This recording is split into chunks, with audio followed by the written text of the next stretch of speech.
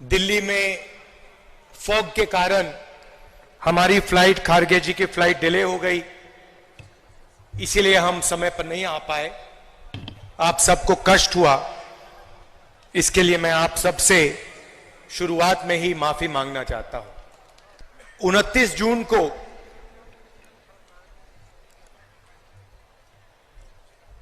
मैं मणिपुर आया था और उस विजिट में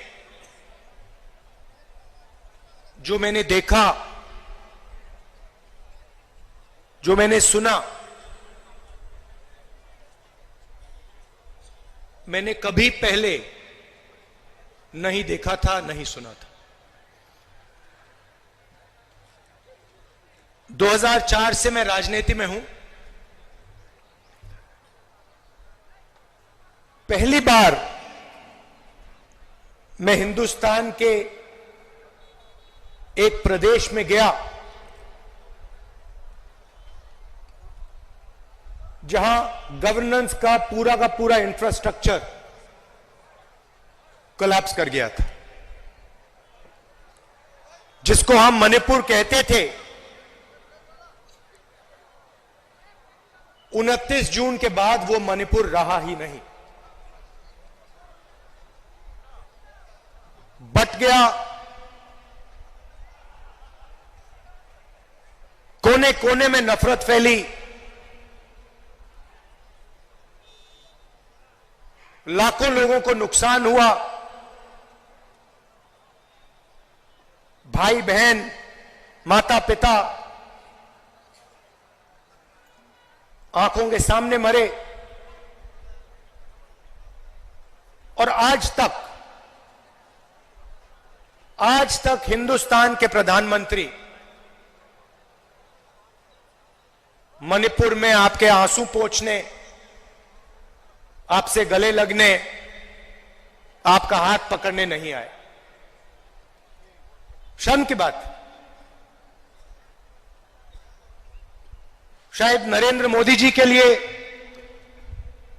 बीजेपी और आरएसएस के लिए मणिपुर हिंदुस्तान का भाग ही नहीं है। आपका जो दुख है, आपका दर्द है, वो उनका दुख, उनका दर्द नहीं है। पिछले साल हमने भारत जोड़ो यात्रा शुरू की। कन्याकुमारी से कश्मीर तक हम चले, 4000 किलोमीटर चले और भारत को जोड़ने की हमने बात की, नफरत मिटाने की बात की, एक धर्म को, एक जात को दूसरी जात से मिलाने की बात की और बहुत अच्छा रिस्पांस मिला। लाखों लोगों से बातचीत की, उनका दर्द सुना।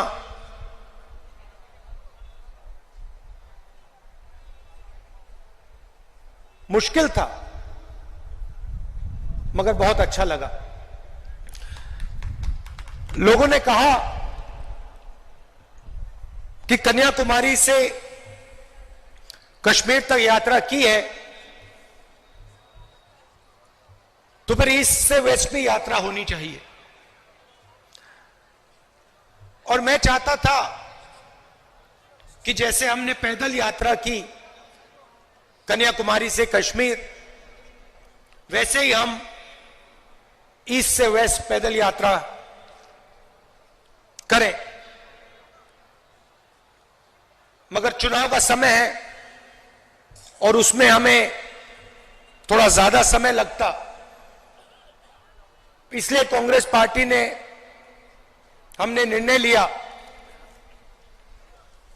कि ये बस यात्रा होगी, हाइब्रिड यात्रा होगी, बस यात्रा होगी, पैदल यात्रा होगी। सवाल उठा कि ये यात्रा शुरू कहां से होनी चाहिए। कोई लोग कह रहे थे कि वेस्ट में शुरू होनी चाहिए, कोई कह रहे थे ईस्ट में शुरू होनी चाहिए, और मैंने साफ कहा कि अगली भारत जोड़ो यात्रा सिर्फ मणिपुर से ही शुरू हो सकती है और कहीं से नहीं शुरू हो सकती।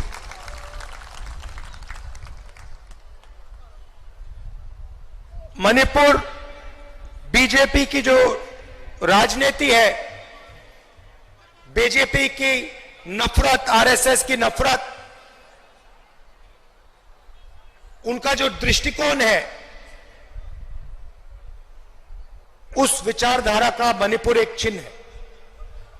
जो आपने यहां खोया, जो मेरे भाई ने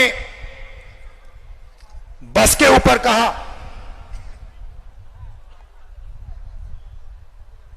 कि we have lost what is most precious to us. You have lost it because of the ideology of the BJP, because of the politics of the BJP, because of the hatred that the BJP and the RSS spread in their politics. I was listening to my brother when he was saying we have lost what we valued, and I was thinking to myself, yes, you have lost what you have valued, but we will find what you valued once again and bring it back to you. We understand, all of us on the stage understand the pain that the people of Manipur have been through. We understand the hurt, the loss, the sadness that you have been through. And we promise you, we commit to you that we will bring back what you valued. We will bring back the harmony, the peace, the affection that this state has always been known for. Question arises, why Nyaya Yatra? Because we are going through a period of great injustice in India. Social, economic, and political injustice. Injustice against the people of Manipur, the traditions of Manipur, but also injustice across the nation. Economically, monopolies are being built. Few people are getting access to all the wealth of the country. One or two businesses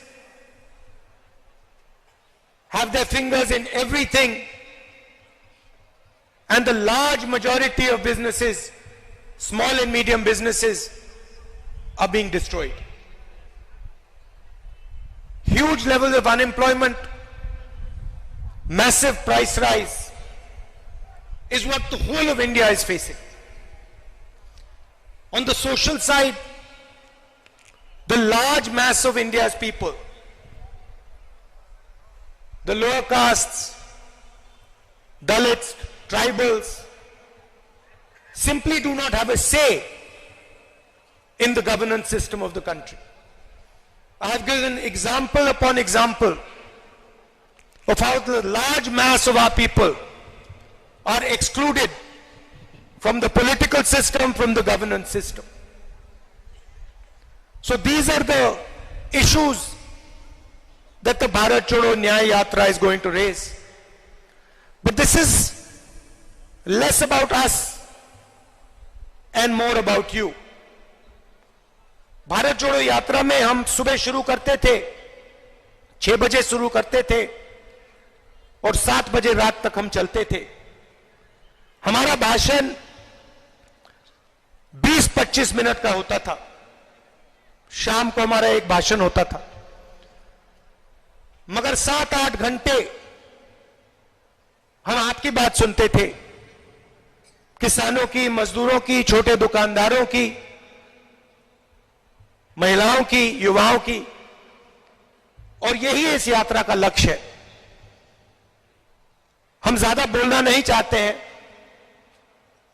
हम आपको अपनी मन की बात नहीं बताना चाहते हैं, हम आपकी मन की बात सुनना चाहते हैं, आपका दर्द समझना चाहते हैं और आपके साथ हिंदुस्तान का अगला जो विजन होगा, हिंसा का नहीं, नफरत का नहीं, मोनोपोलीज का नहीं, मगर हार्मोनियस, इक्विटेबल और भाईचारे का विजन हम आपके साथ मिलकर, आपकी आवाज सुनकर, वो हम हिंदुस्तान के सामने रखने जा रहे हैं। एक बार फिर आप आए, दूर दूर से आए, शाम का समय है, आपको यहां बहुत समय रुकना पड़ा, इसके लिए मैं आपसे माफी मांगता हूं और आने वाले दिनों में आपके साथ मिलने का मौका मिलेगा, बातचीत करने का मौका मिलेगा, गले लगने का मौका मिलेगा भारत छोड़ो न्याय यात्रा में। तो मैं काफी खुशी से आपसे मिलने की तैयारी कर रहा हूं।